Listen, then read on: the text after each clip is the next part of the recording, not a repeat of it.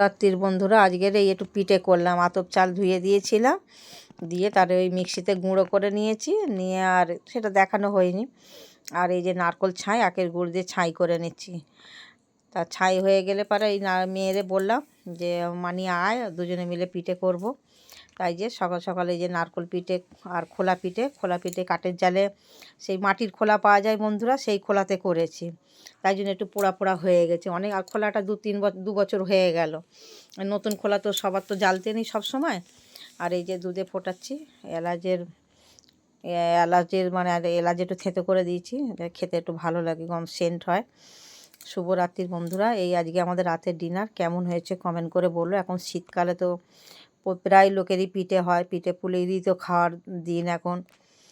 আর এই আজকের এই হবে। আজকের আর রুটি আরে করছি না, মেয়েরে খানিকটা দিয়েছি, মেয়ে নিয়ে গেছে। আর আমাদের এই যে রেখেছি, খাওয়া হবে। আজকের এই আমাদের রাতের ডিনার। কেমন হয়েছে বলো কমেন্ট করে। শুভরাত্রি, সবাই ভালো থেকো, সুস্থ থেকো। আবার সকালবেলা দেখা হবে। শুভরাত্রি।